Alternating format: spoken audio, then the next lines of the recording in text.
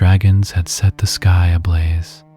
War had rotted the heart of Westeros from within, and great houses had spent themselves in their own blood.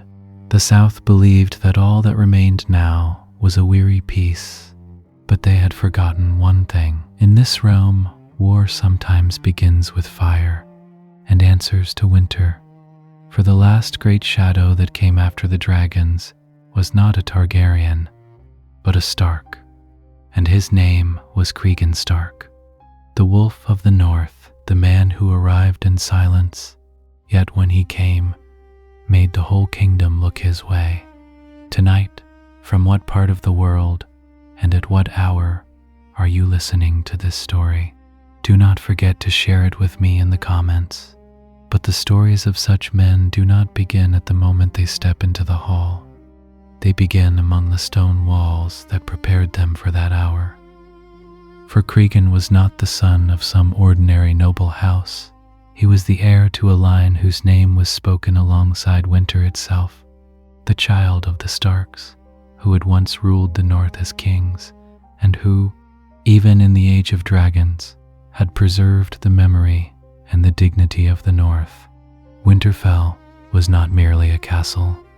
It was an ancient inheritance of old stone, of tombs beneath the earth, of stone kings seated with swords across their knees, and of direwolf statues keeping silent watch. Within those walls, even childhood was unlike the lordship of other lands. There, a boy learned from an early age that the house whose name he bore was older than he was. There, the light of the torches illuminated not only the halls, but the past as well. And there, what was felt in every breath was not power so much as duty. In the North, Stark blood had never meant nobility alone.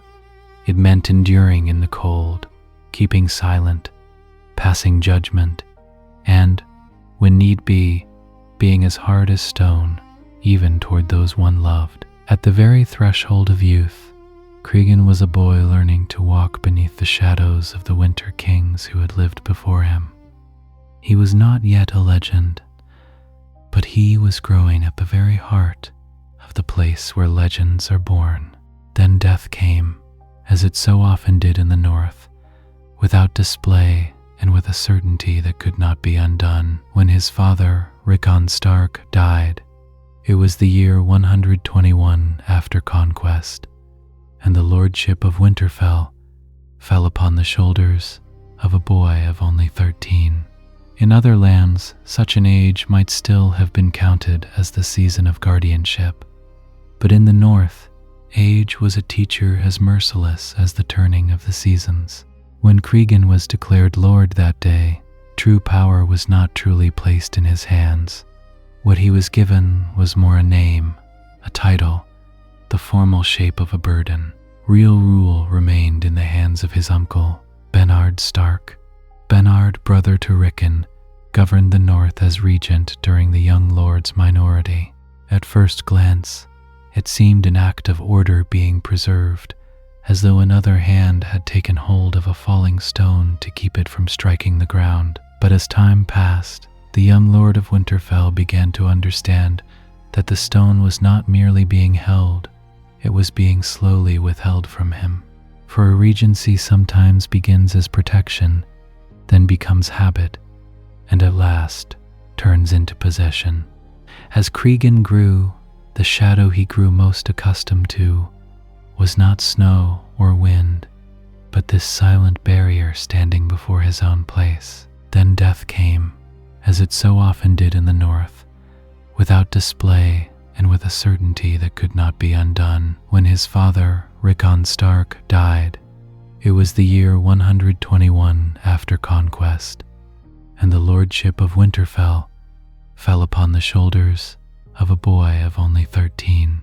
In other lands, such an age might still have been counted as the season of guardianship, but in the North, age was a teacher as merciless as the turning of the seasons. When Cregan was declared lord that day, true power was not truly placed in his hands. What he was given was more a name, a title, the formal shape of a burden. Real rule remained in the hands of his uncle, Bernard Stark. Bernard, brother to Rickon, governed the north as regent during the young lord's minority. At first glance, it seemed an act of order being preserved, as though another hand had taken hold of a falling stone to keep it from striking the ground. But as time passed, the young Lord of Winterfell began to understand that the stone was not merely being held, it was being slowly withheld from him.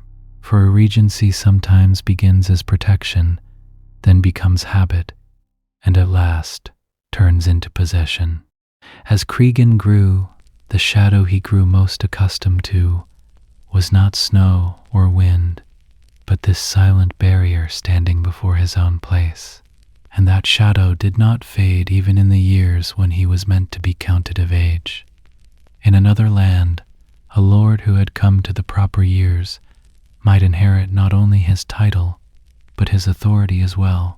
But in Winterfell, and most of all beneath the shadow of a man like Bernard Stark, who had grown accustomed to power, the matter was not so simple.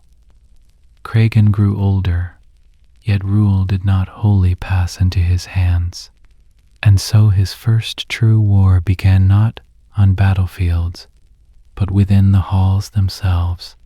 In this war, no trumpets sounded, no banners snapped in the wind, no horses cried out, and yet the danger was no less grave, for here it was not the sword that was tested first, but the will. As Cregan came into his years, the last traces of childhood gave way to that heavy northern vigilance. Winterfell did not train him with feasts, but with waiting. The thought of long winters, the pale light slipping through narrow stone windows, the measured voices of old maesters, the frost settling over the courtyards, the silence of the forebears sleeping beneath the crypts, all of it tempered not his anger, but his endurance. While many a lord in the south sought power in outward display, true power in the north was something far colder: to endure, to watch, to remember, and when the hour came, not to hesitate. By the time it had become plain that Bernard had no intention of stepping aside willingly, Cregan had already left behind the last remnants of boyhood. He was no longer merely a nephew denied his rightful place, but the Lord of Winterfell, standing face to face with a shadow that refused to acknowledge his authority. And in the north, when a Stark accepted second place within his own hall, he lost not only his seat, but the very meaning of his house. At last, in the year 126 after conquest, the waiting came to an end. Cregan Stark seized the rule of the north with his own hands by having his uncle Bernard and Bernard's 3 sons thrown into prison. This moment could be told as a rebellion, yet its truth ran deeper than that. It was Winterfell calling back its rightful lord. The young lord did not claim his right by shouting it, he claimed it by enforcing it. And so the power of that moment lay not in noise, but in its cold finality, the closing of a door, the sound of chains, the irrevocable weight of a command. Sometimes a man is shaped not by sword blows, but by the first unavoidable judgment he gives. For Cregan, this was the true forging fire. The first hard core of the stern and weighty figure the South would one day remember was tempered here, in the silent purge within Winterfell itself, for he became formidable not first in war, but by lifting the unlawful shadow that had fallen across his youth. He had been left within those stone walls as a boy. He emerged from them as a lord, and so Winterfell was once more filled with the breath of its true master. The torches still burned upon the same walls, the direwolf banners still listened to the same wind, and the stone kings in the crypts still sat in their cold dignity. Yet the weight of the footsteps moving through those halls had changed. Cregan Stark was not yet the legend the South would one day fear. He had not yet fully become that great northern shadow whose name would fall like the final judgment of war. But now he was Lord, not only by title, but by will, by patience, by the silence he carried within him. Winterfell had tested him in childhood and demanded from him not joy, but steadfastness, not lightness, but weight. And he had risen by paying that price, and while greater destinies, still unseen, were quietly drawing near beyond the far snows of the north, deep within those stone halls, a man had silently taken his place. Not yet the whole of the legend, but the beginning of a legend that had now become inevitable. And so, after a long shadow, Winterfell was once again filled with the quiet breath of its true lord. The young Stark who had been forced to spend his childhood beneath the hands of others had not merely reclaimed his name, he had taken judgment itself upon his shoulders. But between inheriting a castle and truly ruling it, there was a difference as harsh as the northern wind. Cregan learned that early. Beneath the stone walls of Winterfell, lordship was not the kind of splendor known in the palaces of the south. There, power was measured not by applause, but by mourning, by the weight of a command given in a cold courtyard, by the messages sent to distant strongholds, by the stores laid by against seasons that would not kneel, by the loyalty of sworn houses, and by the order maintained beneath the silent gaze of ancient custom and the old gods. That young man who had once been forced to defend his own birthright was now becoming a backbone that carried the lives of others as well. Power was no longer a victory that belonged to him. It had become a cloak that would never leave his shoulders. Winterfell did not make a man grow in such places. It made him heavier, and it was within that weight that Cregan's youth ripened.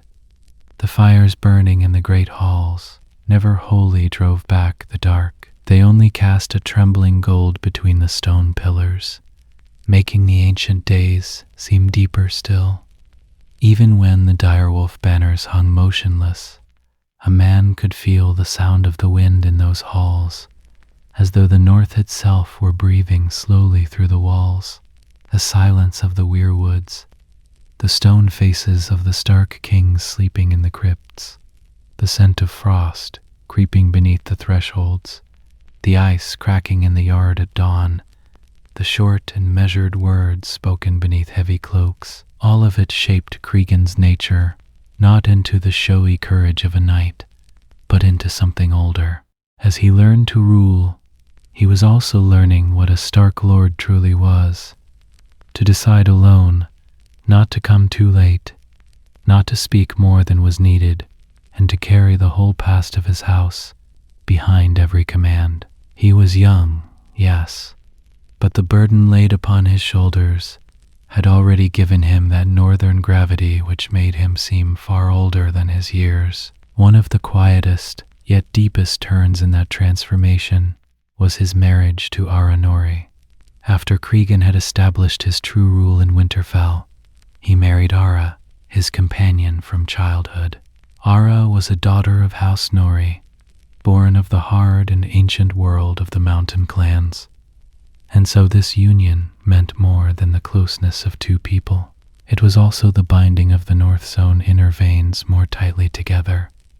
The Lord of Winterfell was strengthening his rule not only through sword and command, but by setting down roots. Ara's presence must have brought into Cregan's life that quiet northern warmth that belongs to the north alone, a warmth born not from feasts, but from the hearth, a closeness that lived not in words, but in loyalty. This was not a shining dynastic marriage of the sort the South so loved to display. It was more like two snow-covered roads meeting within the same ancient forest, cold, dignified, and deeply rooted. Through this marriage, Cregan was not only taking a wife, he was placing the future of Winterfell within the heart of his own age. Then, in the year 128 after conquest, that future was given a name.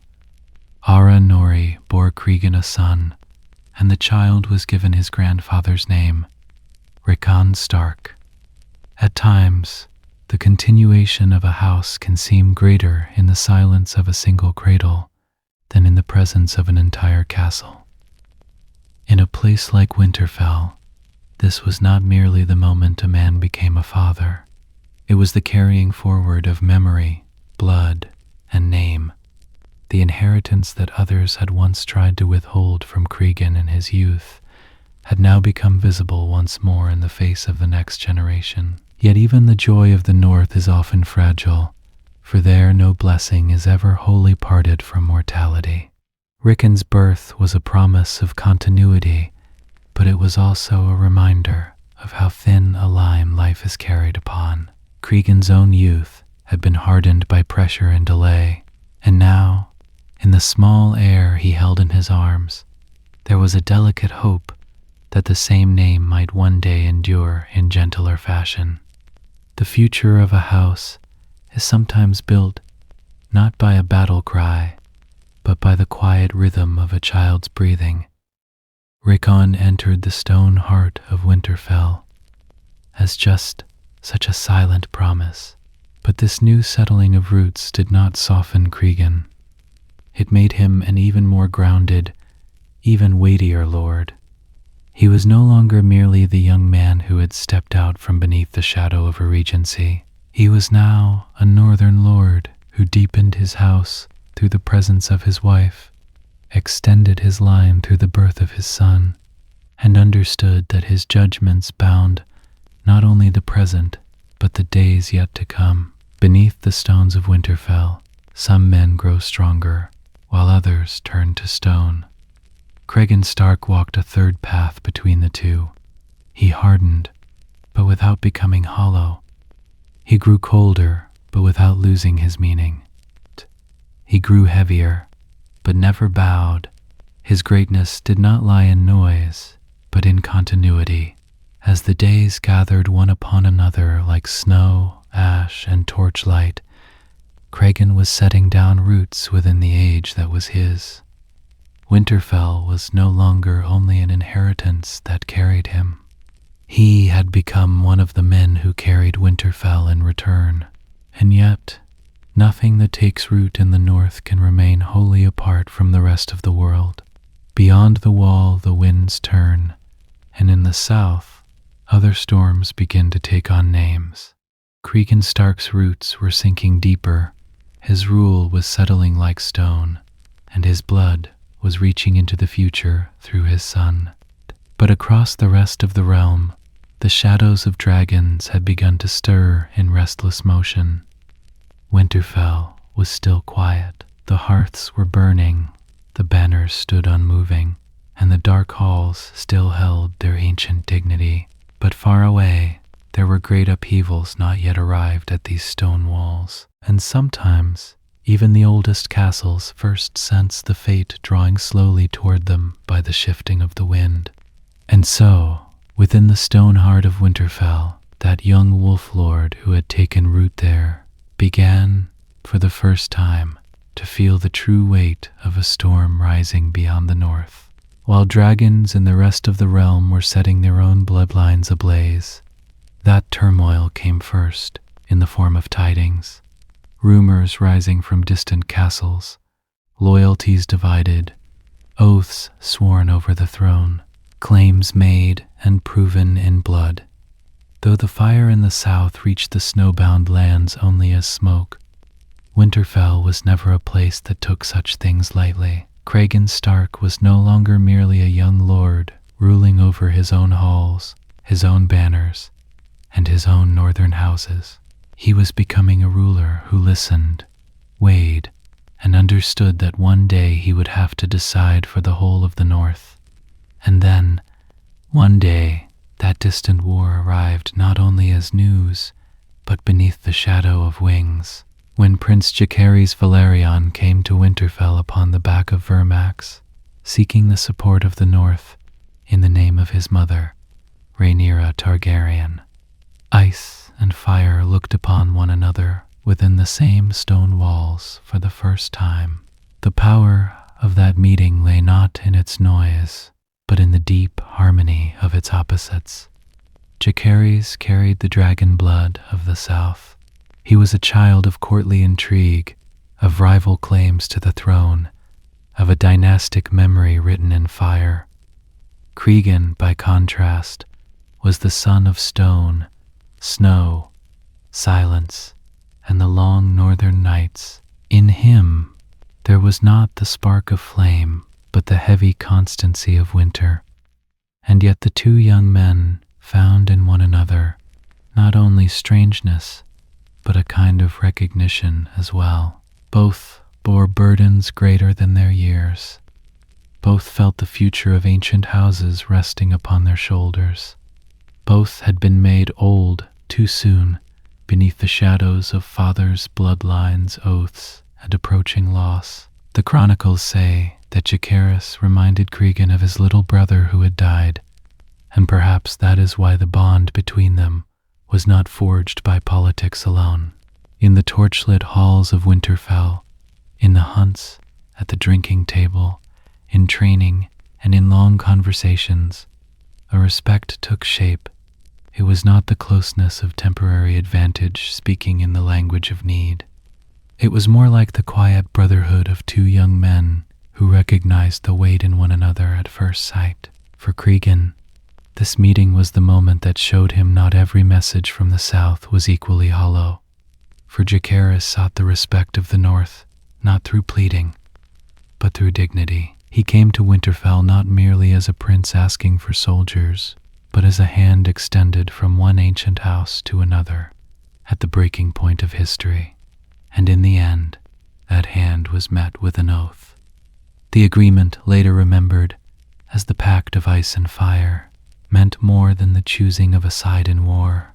It was a promise forged between House Stark and House Targaryen, a bond entrusted to the future, a word spoken over generations not yet born. It was agreed that Jacaerys' first daughter, yet to come into the world, would one day wed Cregan's son and heir, Cregan Stark. And so the line of the dragon and the line of the wolf were joined in promise for the sake of days yet to come, even amid the smoke of war. The North pledged its support, but more than that, Winterfell ceased to be merely the name of a distant and silent stronghold. From that moment onward, Cregan Stark had stepped into the greater fate of the realm. And yet, on that day in Winterfell, the true cost of the words spoken there could not yet be seen. It was no easy thing to swear an oath in stone halls, but the consequences of oaths were often revealed much farther away and much later in time. The bond that arose between Cregan and Jacaerys was not merely an agreement between a lord and a prince. It was one of those rare moments when winter and fire, the silence of the old gods and the burning memory of dragon blood, recognized one another. But history has seldom loved to preserve such meetings in peace. While the wind stirred the leaves softly in Winterfell's godswood, elsewhere the war had already found fresh blood. Fire was spreading, blood was being spilled, and losses were growing deeper. And that promise spoken in those cold halls had already begun, in that very moment, to walk toward a future not yet fully understood, even by the men who would be made to carry it.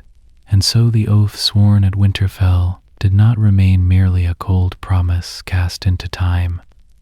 As the war deepened, that promise too was forced to take on flesh and blood. The dragon's quarrel no longer lived only in throne rooms or in whispers tied to the legs of messenger ravens. The realm was passing into a bloodier phase, and the North fulfilled its word not with the hasty urgency of the South, but with its own grim resolve. The first men to ride south beneath Cregan Stark's banners were not boys dreaming of youthful glory in the cool light of autumn, but hardened men aged by years and carved into stone by winter. Led by Lord Roderick Dustin, These Northmen became the winter wolves, as history would remember them. They were men who carried one of the North's old customs.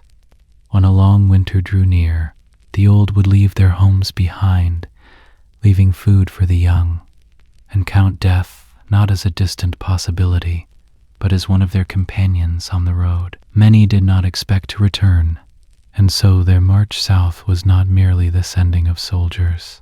It was the North offering its own harsh wisdom of life, its own old blood, its own quiet sacrifice to the fire of the dragon's war. Beneath the direwolf banners, those hard-faced men seemed to carry not the promise of victory, but the weight of a final duty. And perhaps that was why they were the most terrible of all. They were men who had already left behind any hope of going home. All the while, though Cregan Stark had sworn his oath, he did not spur south in blind haste. What other lords might have called delay became in his hands a heavy and deliberate duty. For the North was not merely a land that sent men to war. It was a land that, in order to survive, had to reckon with the season, the stores, the distance, and the people left behind. The Lord of Winterfell was a man not of feeling, but of responsibility. He acted as one who understood. If he drove all his strength south without thought, the realm he left behind might be given over to hunger, disorder, and weakness.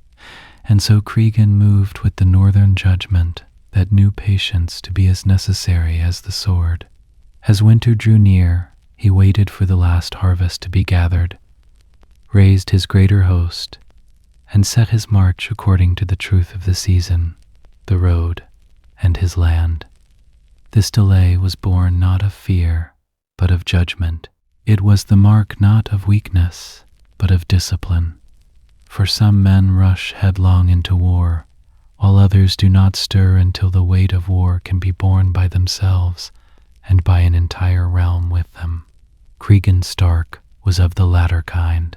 At last, when he too set his host in motion, the march felt less like the beginning of a campaign than the delayed advance of a judgment moving out into the world. The force that rode south with him was like the heavy breath of the North itself. Men without children, without homes of their own, without wives, young sons, and Northmen who wished to leave the burden of winter behind them. As the direwolf banners stirred beneath the black wind, the road was long, the sky was leaden, and the horizon always seemed a little farther away. There was no bright fervor in that march. It felt instead like the slow shifting of an entire house's weight toward the final act of history. It was as though Cregan was not riding south to catch a war, but to measure what would remain after it. For by the time he descended from the north, the shape of the realm had already changed. The dragons were spent, the great players had fallen, and the fire had taken on another color. And so Cregan's march was not the march of a lord seeking victory. It was the coming of a cold presence that would stand before a broken kingdom and demand an answer of it.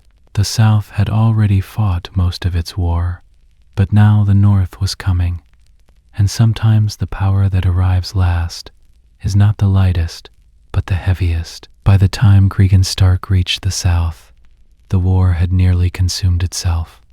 King's Landing no longer looked like the capital of victory. It seemed more like a heap of stone still standing after a fire, yet already collapsing from within. In the streets, there lingered the weariness of smoke, in the halls the thin echo of fear, and upon the palace walls the stain of a catastrophe men were desperate to call finished. Those who had survived wanted only to say that it was over. Weary lords, exhausted guards, widowed women, half-broken loyalties. Everyone was searching for a sentence that might leave the war behind. But the man who came from the north brought another truth into that quiet hunger for compromise. The northern force that entered the city with him was nothing like the shattered power of the south. It was disciplined, hard, silent and cold as stone. Winter cloaks moved through the southern halls like a foreign season, and the direwolf banners cast a shadow of judgment over the city's worn and tattered standards. In Cregan's eyes, the war was not yet ended, for if a king, even an enemy king, had been slain not upon the battlefield, but by poison, then the declaration of peace could not stand in the place of justice. When Aegon the Younger named him Hand of the King for a brief time, Cregan accepted the office not for the pleasure of power, but to close an unfinished reckoning.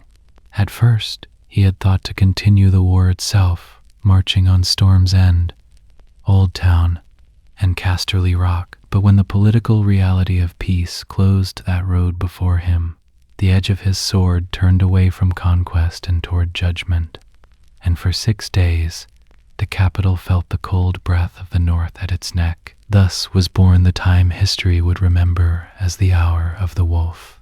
Throughout those days, Cregan Stark held the palace not as a palace, but as a court of judgment. The exhausted heart of the city still beat, but now the north was setting the rhythm of that pulse. From Lord Corlys Velaryon to Larys Strong, from Sir Perkin the Flea to Sir Giles Belgrave, the names bound to the final days of Aegon the Elder were seized one by one. Cregan's severity did not spring from bloodlust. His anger was more akin to that northern disgust reserved for the rotting of order itself. To him, poison was a baseness too vile for even more to accept. And so the crime was not only a matter of who had placed what into the cup, it was also a matter of who had seen and kept silent, who had been willing to permit a king's death for the sake of an easy peace, and who had hastened the final collapse of power through hidden hands. Fear moved through the palace like a heavy mist. Some chose the wall. They found it easier to bear the black and let the rest of their lives be spent upon the northern frontier than to meet an honorable death beneath the sun. Perkin and most of the accused agreed to take the black and go to the Night's Watch. Corlys, however, escaped judgment through the command of the young king and the interventions within the court. But 2 men did not step back, Larys Strong and Sir Giles Belgrave. They chose to face death, and Cregan, faithful to the custom of House Stark, did not leave the sentence to another. He raised dice with his own hands, for in his world, the man who passed the judgment was the man who must carry out the execution as well. That is why the moment felt not like the work of an executioner, but like an ancient law made flesh. On that day, King's Landing understood what a northern lord truly was. Not a conqueror, not a courtier, not a schemer, only a judge. And perhaps the greatest power in Cregan Stark's descent into the south lay precisely here. He had not come to gather glory. Victory had already been broken apart in the hands of others. He did not seek a crown, nor did he wish to take root in the poisoned warmth of the court, nor to build a new life within the games of the south. He wished only for the dying war to rise one last time and look upon its own crimes. That is why the Hour of the Wolf became legend, because for the first time, the capital felt winter not as a season, but as judgment. When Cregan's work was nearly done, his bond with the city was nearing its end as well. Judgment had been passed, the law had spoken, and the darkest faces of guilt had found their answer beneath cold steel. What remained was not to stay in the palace, but to leave it, for this smoky southern court had never been his place. Only his justice had come here. The man himself had always belonged to the north, to stone halls, direwolf banners, and a colder, more honest chill. And so the Hour of the Wolf came to its end. Judgment had been given, steel had spoken, and the capital could no longer hide some of the darkest names among its own sins. For Cregan Stark, what followed was never a reward. The warm stones of southern courts, the exhausted splendor of the Red Keep, The regent game spun in whispers, and the endless bargaining of alliances belonged to nothing in his nature. He laid down the handship the very next day, and when he was asked to remain as part of Aegon the Younger's regency, he refused that as well. He had no wish to linger any longer in the orbit of the crown, for in his eyes, office was not a blessing to be kept once the work was done. After justice had found its place, to remain would have meant learning the language of intrigue, and intrigue had never been Cregan's language. He had come to King's Landing not to rule it, but to force its last great lie to its knees. And when that was done, he began his return to the north, carrying back with him not only his own grim dignity, but also a quieter bond born from the ashes of war. As the chronicles tell it, Alysanne Blackwood had pleaded with Cregan for the life of Corlys Velaryon, and from that closeness, in time, a marriage was born. When Cregan returned to Winterfell, he wed Alysanne in the year 132 after conquest, and so, in the silence of the northern godswood, two hard spirits, who had first been known to one another in the blood-dark autumn of the south, were joined beneath the roof of the same house. Alysanne was not a bride who brought the polished grace of a southern court into Winterfell. She was more like a will born from the dark branches of Raventry, from the war-hardened air of the Riverlands. Slender, quick, fearless, and possessed of that wild spirit that seemed to carry the scent of wood smoke, she offered Cregan's stone-set dignity not some ornamental softness, but a fitting companionship. The true meaning of this marriage lay not merely in a lord finding a wife again. It lay in two noble houses, both burdened by loss and tempered by hardship, recognizing one another through the weight of war. Alysanne was also part of the wisdom that helped some of the northern soldiers settle in the south and aid in raising the Riverlands again. And so Cregan did not remain merely a stranger who had come south to pass judgment and then withdraw. He left behind him a quieter trace of repair as well. Yet his true home was still the north, and as the sound of returning hoofbeats carried over the cold stones of the King's Road, and the direwolf banners appeared once more upon the horizon, the broken clamor of the south was left behind. The ancient constancy of Winterfell received him back exactly as he was. There the hearth fires once again burned against the wide darkness, and beneath the crypts the old Starks waited in the same unbroken silence. The south was ever changeful, the north endured, and Cregan's spirit had always belonged to what endured. Yet the return to the north did not mean that peace would endure for long. In the later months of the year 132, after conquest, the winter fever began to strike the north, and throughout the year 133 after conquest, death showed an even more savage face, especially in the colder lands. White Harbor and Barrowton were dealt grievous blows, and Wintertown, too, felt the pain to its depths. In lands already weakened by the hunger of winter, the sickness tested not only bodies, but the endurance of an entire realm. Cregan now found himself confronting not only war and politics, but the bare survival of his people. And it was in just such an hour of weakness that another threat descended from beyond the wall. A wildling chieftain called Silas the Grim came south through Queen's Gate with a force of 3,000, crushed a position of the Night's Watch, and put the lands of the Gift to plunder. Then Cregan rode forth from Winterfell. He gathered the sound men still left to him, the Glovers of Deepwood Moat, the Flints and Norries of the mountain clans, and 100 rangers of the Night's Watch. Then he hunted those raiders down and destroyed them. In moments like these, his greatness is seen not in the 6 days he held the capital, but in the fact that, even after he had become a legend, he continued to bear the burden. For some men pass judgment once, and are carried away into song. Cregan, even after that, went on contending with sickness, hunger, the frontier, and the long northern winter. As the years passed, he ceased to be merely the man of a single moment and became the shadow of a rule that endured for decades. The chronicles say that by Alisanne he had 4 daughters, that Alisanne died in later years, and that Cregan afterward married his distant kinswoman Lyanna Stark, fathering 4 more sons and another daughter. Yet even the continuation of his line did not always bring him comfort. His firstborn son and heir, Rickon, fought beneath the Targaryen banners in Daeron the Young Dragon's campaign in Dorne, and died outside Sunspear. The North mourned that death for years, and Cregan endured on, having laid a part of his own line into the earth.